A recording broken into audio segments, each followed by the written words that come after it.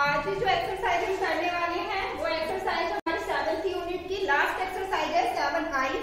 हम पढ़ रहे थे कमर्शियल मैथमेटिक्स वाणिज्य गणित और उसका आज लास्ट टॉपिक है। टॉपिक हमारा है कर के कर टैक्स, जिसे इंग्लिश में हम क्या कहते हैं, टैक्स। बहुत ज्यादा सुना जाने वाला वर्ड है। हिंदी में क्या बोलते हैं इसे, हम कर बोलते हैं। कर क्या होता है, सबसे पहले हमें जानना है कि कर क्या चीज होती है और कर क्यों लिया जाता है। हमारी गवर्नमेंट क्या है कि बहुत तरह की योजनाएं लाती है, बहुत तरीके से सड़क निर्माण, पुल निर्माण या बहुत तरह की योजनाएं चलती हैं विकास के लिए। तो उसमें क्या गवर्नमेंट को पैसे की आवश्यकता होती है और उस पैसे को गवर्नमेंट कहाँ से कलेक्ट करती है, सरकार के पास वो पैसा कहाँ से आता है। वो पैसा कर के रूप में सरकार जनता से लेती है और उसके धन का जो धन संग्रह वो करती है, कलेक्शन ऑफ मनी होता है। तो जो पैसा जनता से लिया जाता है वो क्या होता है, कर के रूप में जनता से टैक्स के रूप में वसूला जाता है। जैसे हम रोड पे भी चलते हैं तो हमें टोल टैक्स वगैरह पे करने होते हैं। तो ये कर कहाँ जाता है, गवर्नमेंट के पास जाता है। ये पैसा गवर्नमेंट क्यों लेती है, ताकि और योजनाओं को क्रियान्वित कर सके। अब जो हमारे टैक्सेज होते हैं, जो हमारे कर होते हैं, वो दो प्रकार के होते हैं। एक होता है हमारा प्रत्यक्ष कर, जिसे इंग्लिश में हम बोलते हैं डायरेक्ट टैक्स, और दूसरा होता है हमारा अप्रत्यक्ष कर, जिसे हम बोलते हैं इनडायरेक्ट टैक्स। ये प्रत्यक्ष कर और अप्रत्यक्ष कर होते क्या है। एक चीज तो है कि जो सीधे हम किसी को पे कर रहे हैं, एक ऐसा टैक्स जो सीधे गवर्नमेंट लेती है। ये कौन कौन से टैक्स होते हैं, ये टैक्स होता है हमारा आयकर, इनकम टैक्स। इसे सरकारी कर्मचारी भी आयकर भरते हैं, निजी कंपनियों में काम करने वाले लोग भी भरते हैं। इसमें एक इनकम की एक लिमिट होती है, जो आपका क्राइटेरिया है कि जिसकी इनकम 2.5 लाख से ऊपर होगी सालाना। जिसकी इनकम 2.5 लाख से ऊपर होगी सालाना इनकम, वार्षिक आय अगर 2.5 लाख से ऊपर होगी तो उसे वो टैक्स के दायरे में आएगा, उसे टैक्स भरना पड़ेगा। इसमें परसेंटेज होती है कि 2.5 लाख से 5 लाख तक जिसकी इनकम 0 से 2.5 लाख के बीच है उसे कोई टैक्स नहीं देना, उसकी जो आय है वो टैक्स फ्री होती है। और 2.5 लाख से 5 लाख तक का जो क्राइटेरिया है कि अगर इनकम उसके बीच में आती है तो उसे 5%, 5 लाख से 10 लाख के बीच की जिसकी आय है उसे 20% टैक्स देना है। और ये इसी वित्तीय वर्ष का क्राइटेरिया है कि किसे कितना टैक्स पे करना है। और जिसकी आय 10 लाख से ऊपर है उसकी आय पर आय का 30% टैक्स जाता है। दूसरा और डायरेक्ट टैक्स में क्या आता है, तो आयकर हो गया संपत्ति कर। जो संपत्ति हमारे पास है उस पे भी जो टैक्स पे होता है वो भी डायरेक्ट होता है। और है उपहार कर, कि किसी को हम गिफ्ट पे कर रहे हैं, गिफ्ट दे रहे हैं किसी भी तरह का, चाहे वो संपत्ति के रूप में हो, डायरेक्ट मनी हो या किसी भी तरह का। हम अगर किसी को गिफ्ट दे रहे हैं तो उस पे भी, अगर वो गिफ्ट बहुत ज्यादा महंगा है तो उस पे भी टैक्स लगता है और वो टैक्स डायरेक्ट ही गवर्नमेंट को पे करना होता है। दूसरा होता है हमारा अप्रत्यक्ष कर। ये अप्रत्यक्ष कर कहाँ आता है, अप्रत्यक्ष कर कि एक चीज अभी जैसे हमने सीधे दे दी, एक चीज सीधे ना देके किसी और जरिए से वो घूम घाम के पहुंचनी वही है, लेकिन उसका रास्ता बदल जाता है और उसका हमें पता भी नहीं चलता। जैसे कि हम कोई भी प्रोडक्ट खरीदते हैं, कोई भी उत्पादन खरीदते हैं, एक अगर हम साबुन भी खरीदते हैं या कोई भी प्रोडक्ट हम खरीदते हैं तो उस जो साबुन का अगर 10 रुपए उसका मूल्य है तो उसमें से कुछ हिस्सा उसमें कर के रूप में लिया जाता है।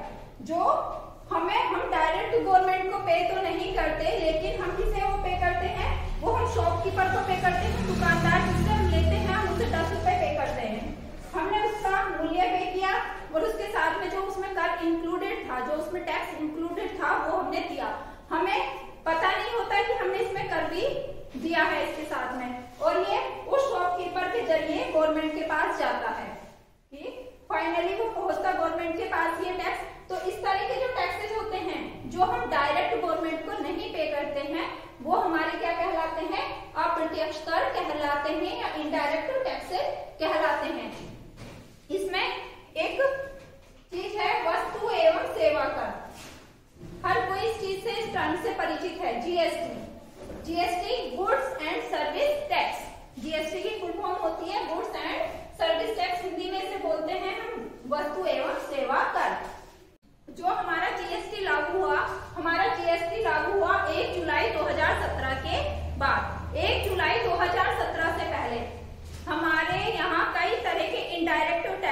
वसूले जाते थे। जैसे जब बिजली का बिल लिया जाता था उसमें भी एक टैक्स इंक्लूड होता था। होटल में जब खाना खाने के लिए जाते हैं उसमें भी एक टैक्स लगता था, सेल टैक्स लगता था, बहुत तरह के इनडायरेक्ट टैक्सेस थे। उन सारे इनडायरेक्ट टैक्सेस को खत्म करके एक नया टैक्स लाया गया जिसे बोला गया GST, goods and service tax. इसके इस तरह से डायरेक्ट जो टैक्स हैं उनके स्लैब्स हैं 5%, 10%, 20%, 30%। इसमें भी स्लैब्स हैं कि उसमें अलग अलग कैटेगरीज को रखा गया है कि कुछ प्रोडक्ट्स पे, कुछ गुड्स पे 5% टैक्स लगता है, 12% इसके स्लैब है। कुछ गुड्स या सर्विसेज पे 5% टैक्स है, कुछ पे 12% टैक्स है और 18 तथा 28 इसमें ये कैटेगरीज हैं। इस तरह से ये इसके स्लैब हैं कि कुछ गुड्स पे 5%, कुछ पे 12, कुछ पे 18, 28% इस तरह से टैक्सेस लगते हैं। और क्योंकि 7th क्लास का हम इसमें सिलेबस पढ़ रहे हैं और 7th क्लास में बहुत ज्यादा इसे डेस्क्रिप्टिव नहीं दिया गया है। टैक्स अपने आप में एक बहुत बड़ी चीज है, लेकिन 7th स्टैंडर्ड के हिसाब से हम यही चीजें समझेंगे और हम इसकी एक्सरसाइज पे आते हैं। एक्सरसाइज का पहला सवाल है हमारा, पहला क्वेश्चन है वर्तमान में कर मुक्त आय की सीमा क्या है। मैंने कर को समझाते हुए भी बताया कि वर्तमान में जो फाइनेंशियल ईयर हमारा चल रहा है या जो पीछे अभी निकला है जिसमें टैक्सेस पे किए गए हैं उसमें क्या स्लैब थे कि जिसकी इनकम 0 से 2.5 लाख के बीच की है, जिसकी इनकम 0 से 2.5 लाख के बीच की है। कैसी? वार्षिक। एक साल में अगर कोई व्यक्ति अपनी सैलरी से, अपने बिजनेस से, खेती से या किसी भी तरह से अगर इतनी इनकम, सिर्फ इतनी इनकम 2.5 लाख तक की इनकम जनरेट करता है या प्राप्त करता है तो उस पर कोई भी कर नहीं लगेगा। तो कर मुक्त आय की सीमा क्या है? 2.5 लाख रुपए तक कर मुक्त आय है। दूसरा क्वेश्चन है इसका, केशव की मासिक आय 20,000 है, बताइए केशव की वार्षिक आय कर योग्य है या नहीं। इसमें मासिक आय दी हुई है यानी कि मंथली इनकम दी हुई है। मंथली इनकम वो सैलरी हो सकती है, कुछ भी हो सकती है कि मंथली उसे इतनी इनकम फिक्स मिल रही है, कितनी 20,000 रुपए मिल रहे हैं एक महीने में। और बताना है कि इसकी जो आय है वो कर योग्य है या नहीं, इसके इनकम पे टैक्स लगेगा या नहीं लगेगा। तो सबसे पहले हम इसकी वार्षिक आय निकालनी पड़ेगी। वार्षिक आय निकालने के लिए हम क्या करेंगे, इसकी ईयरली इनकम या एनुअल इनकम निकालने के लिए इसमें 12 का गुणा किया, 12 दूनी 24 यानी कि 2,40,000 रुपए ये एक साल में कमाएगा। और टैक्स कितनी इनकम पे लगेगा? जब 2.5 लाख से ज्यादा होगी। तो जो केशव की आय है वो कैसी है? वो कर मुक्त है, उस पर गवर्नमेंट कोई भी टैक्स नहीं लेगी। तीसरा क्वेश्चन, श्याम के पिता की वार्षिक आय 3,60,000 है, यदि 2,50,000 तक की आय कर मुक्त है तो 5% की दर से उसे कितना आय कर देना होगा। कोई व्यक्ति है जो सालाना 3,60,000 रुपए कमा रहा है, उसे कितना टैक्स देना होगा? कितना टैक्स देना होगा? जबकि उसमें बोला है कि 2.5 लाख जो है इनकम उसकी, वो 2.5 लाख तक की इनकम क्या है? टैक्स फ्री है। इसे प्रॉपर वे में क्वेश्चन को करते हैं कि टैक्स के क्वेश्चन किस तरह से किए जाते हैं, टैक्सेस किस तरह से निकाले जाते हैं। टैक्स के क्वेश्चन करने के लिए हमें स्टेप बाय स्टेप हम इस तरह से चलते हैं कि सबसे पहले हमारा स्टेप होता है वार्षिक आय। वार्षिक आय, वार्षिक आय कितनी दे रखी है? 3,60,000 रुपए,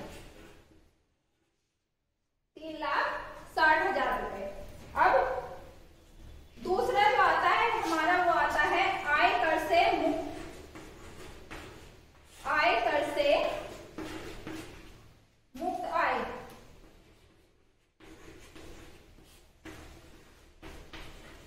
आय कर से मुक्त आय वो इसमें दे रखी है, आय कर से मुक्त आय है 2.5 लाख रुपए, 2,50,000।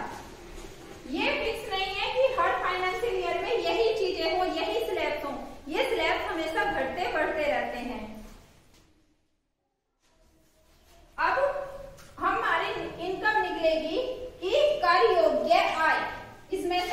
वार्षिक आय। अब निकालते हैं तीसरे स्टेप में कि कर योग्य आय है कितनी। कर योग्य आय है हमारी यहाँ 3,60,000 टोटल इनकम थी, उसमें से 2.5 लाख फ्री है। तो कर योग्य आय निकालने के लिए टोटल इनकम में से माइनस कर दी जाती है आय कर से मुक्त आय। 3,60,000 में से जब हम 2.5 लाख घटाएंगे तो कितना बचेगा, 1,10,000 रुपए। यानी कि जिस इनकम पे टैक्स जाएगा वो कितनी है, सिर्फ 1,10,000 रुपए है। और इन्होंने इसमें बोला है कि 5% की दर से उसे कितना आयकर देना होगा। इन्होंने इसमें परसेंटेज भी बताया है कि 5% से कर लेना है इस पे।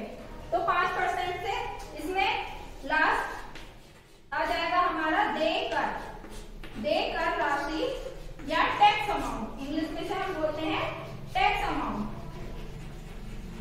वो कितनी हो जाएगी हमारी 1,10,000 का 5% वाले सवाल हम बहुत सारे पढ़ चुके हैं कि किस तरह से हम परसेंटेज निकालते हैं। ये 2 जीरो से 2 जीरो कट गए और ये 11 पंजे 55। यानी कि जो श्याम के पिता थे जिनकी वार्षिक आय इतनी थी, उन्हें 5% के रेट से कितना टैक्स देना पड़ेगा, 5500 रुपए टैक्स पे करना पड़ेगा। जब हम प्रॉपर क्वेश्चन करते हैं टैक्स के तो ये सारी लैंग्वेज इसी वे में हम लिखते हैं। अब फोर्थ क्वेश्चन है एक्सरसाइज का, जीएसटी से आप क्या समझते हैं। GST goods and service tax, इसे मैं अभी एक्सप्लेन कर चुकी हूँ। 5वां क्वेश्चन है, ये अभी तक ही दोनों तरह के जो हमने क्वेश्चन करे, पहला वाला कि केशव 20,000 रुपए महीना कमाता है, उसकी आय टैक्सेबल है या नहीं है। तो वो भी क्या है, अगर उसकी आय टैक्सेबल होती तो वो क्या होता, डायरेक्ट टैक्स पे करता। ये भी जो टैक्स है जो इनकम पे निकल के सीधा जा रहा है, ये क्या है, डायरेक्ट टैक्स है। अब 5वां सवाल कुछ इस तरह का है कि देख लेते हैं क्वेश्चन हम। एक जोड़ी सैंडल का मूल्य 1,000 रुपए है। यदि उस पर 18% की दर से जीएसटी देना पड़ता है तो सैंडल खरीदने पर ग्राहक को कुल कितने रुपए देना पड़ेगा। अब जो ये आया कि क्या खरीदा, एक जोड़ी सैंडल खरीदा, प्रोडक्ट खरीदा कोई भी, उस पे क्या है कि जीएसटी देना पड़ रहा है। तो वो जो इस तरह के जो टैक्स जाते हैं उसे हम क्या कहते हैं, इनडायरेक्ट टैक्स कहते हैं। इसमें कितना उसे टैक्स देना पड़ेगा, 1,000 रुपए मूल्य पर। सैंडल की जो मूल्य थी, सैंडल का मूल्य 1,000 रुपए। इससे अलग क्या है, 18% जीएसटी है। तो उसे कुल कितने रुपए देने पड़ेंगे, टोटल अमाउंट बताना है। 1,000 का 18%, उस पर जीएसटी निकाल लेंगे। मूल्य इतना था, उस पर जीएसटी 1,000 का 18%। 2 जीरो से 2 जीरो कट गए, 18 था 180 रुपए। 1,000 तो उसकी कॉस्ट थी, उसका प्राइस था 180 रुपए, उस पर जीएसटी हो गए। तो जो भी कोई ग्राहक है उसे कितने रुपए देने पड़ेंगे, कुल देय राशि कितनी हो गई, कुल देय राशि हो गई 1,000 प्लस 180, यानी कि 1,180 रुपए उसे पे करने पड़ेंगे। 1,000 रुपए वाले सैंडल के कितने रुपए पे करने पड़ेंगे, 1,180 रुपए पे करने पड़ेंगे। एक्सरसाइज का 6th क्वेश्चन, 7 ही क्वेश्चन है इसमें और सब बहुत लो स्टैंडर्ड है, 7th क्लास के स्टैंडर्ड के हिसाब से क्वेश्चन है, बड़े टैक्स कैलकुलेशन नहीं है। प्रतिभा एक मेज 24,000 में खरीदती है, जिसमें 12% जीएसटी भी शामिल है। मेज का अंकित मूल्य ज्ञात कीजिए। कि कोई मेज खरीदी 24,000 रुपए में मेज खरीदी किसी प्रतिभा नाम की लड़की ने, जिसमें क्या था, 12% जीएसटी भी शामिल था। उसमें वो मेज की कॉस्ट क्या थी, उस पे एमआरपी कितना था वो हमें बताना है। इतने रुपए की उसने खरीदी, मान लिया कि उसका एमआरपी x रुपए था। इसने इस पे 12% टैक्स दे चुकी थी जो इसमें शामिल था। तो टैक्स कितना हो गया, ये था उसका एमआरपी हमने मान लिया x रुपए है। हमें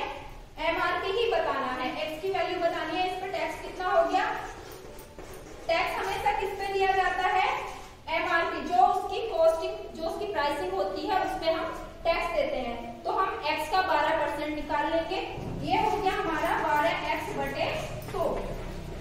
ये था MRP, ये हो गया टैक्स, और MRP प्लस टैक्स मिलके क्या बना देंगे, वो अमाउंट बना देंगे जो अमाउंट दिया गया है, देय राशि, दी गई राशि।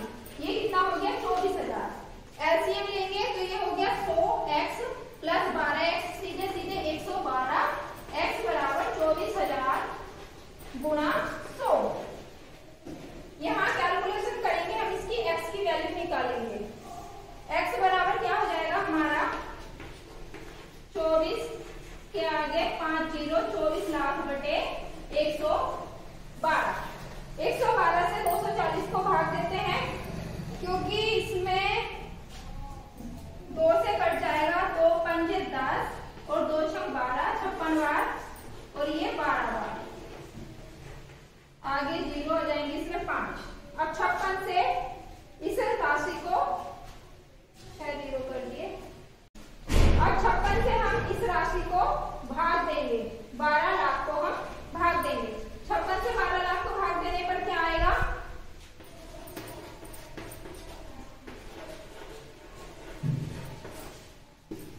5 दूनी 10, 2 बार भाग जाएगा, 2 छंग 12, ये 2 छंग 12 और 2 पंजे 10, 112, बच गए 8 0, 56 का 56, 80 में से 56 माइनस करें 4 और 2 24, 1 0 उतार लिया, ये हो गया 5 चौक 20, 4 बार, 4 छंग 24 और 4 पंजे 20 और 2 22, 240 में से 224 में डाय 16, 1 0 और उतर गया। ये हो गया 5 या 15, लगभग 3 बार भाग जाएगा, 3 छक 18 और 3 पंजे 15 और 1 16, ज्यादा हो गया, 2 बार भाग देंगे, 112, 160 में से 112 माइनस करेंगे तो कितना आएगा 8, 5 में से 1 गया 4, 48। अब 1 0 फिर से उतार लिया, ये हो गया 5 8 40, 5 9 45, 6 9 54, 5 8 40, लगभग 8 बार ये भाग जाएगा, 8 6 48, 8 और 8 पंजे 40 और 4 44, 2 7 32, दशमलव लगाएंगे, 0 बढ़ाएंगे और लगभग 5 6 30, 6 बार ही भाग जाएगा। दशमलव में राशि आ गई, यानी कि जो क्वेश्चन था हमारा कि मेज खरीदी कितने की थी 24,000 की, MRP हमें बताना था, 12% उसमें टैक्स सम्मिलित था, तो उसका MRP कितना होगा, तो उसका MRP कितना अंकित होगा, लगभग 21,428 रुपए 60 पैसे, लगभग, क्योंकि दशमलव में राशि आ गई है, लगभग ये MRP उस पर अंकित रहा होगा। राउंड फिगर में हम इसे 9 भी कर सकते हैं, 21,429 रुपए। 7वां सवाल इस यूनिट का, इस एक्सरसाइज का लास्ट सवाल। विशाल ने अपने जन्मदिन पर अपने 20 मित्रों को होटल में भोजन पर आमंत्रित किया। भोजन पर रुपए 5,000 खर्च हुए। इसके अतिरिक्त 18% GST भी चुकाना पड़ा। विशाल को प्रत्येक मित्र के लिए भोजन पर कितना व्यय करना पड़ा? यानी कि टोटल जो विशाल के फ्रेंड थे वो कितने थे? 20 फ्रेंड थे, 20 मित्र थे। इन्हें खाना खिलाया, खर्च आया 5,000 रुपए का। 5,000 रुपए खर्च करने पड़े और इसके अतिरिक्त इससे अलग 18% GST देना पड़ा। तो GST निकाल लेंगे। GST कितना हो गया? 5,000 का 18%, 2 जीरो से 2 जीरो कट गए, 18 पंजे 90, 900 रुपए। यानी कि 5,000 के खाने पे 900 रुपए कितना बन गया? GST बन गया। तो कुल खर्च कितना आ गया? कुल खर्च या कुल देय राशि कितनी हो गई जो दी उन्होंने? 5,000 प्लस 900, यानी कि 5,900 रुपए कुल खर्च हुआ 20 फ्रेंड्स के की पार्टी में। क्वेश्चन की जो डिमांड है वो कुल खर्च से नहीं है, बल्कि ये है कि प्रत्येक मित्र पर कितना खर्च किया। तो यहाँ किस तरह से निकालेंगे? 20 मित्रों पर खर्च, जो हमारा यूनिटरी मेथड है, 20 मित्रों पर खर्च हुआ 5,900 रुपए। तो एक मित्र पर कितना खर्च होगा? वो उसमें 5,900 भाग चली जाएगी 20 से। एक जीरो से एक जीरो कट गया, 2 एकम 2, 2 दूनी 4, यहाँ हो गया 19, 2 नम 18, यहाँ हो गया 10, 2 पंजे 10। यानी कि एक फ्रेंड पे जो खर्चा आया, एक फ्रेंड पे जो खर्चा आया विशाल का, वो कितना कितना आया? 295 रुपए पर फ्रेंड उसका खर्चा आया। इस यूनिट में सिर्फ इतनी ही एक्सरसाइज थी और ये लास्ट क्वेश्चन था। अब नेक्स्ट वीडियो में हम नेक्स्ट यूनिट पढ़ेंगे।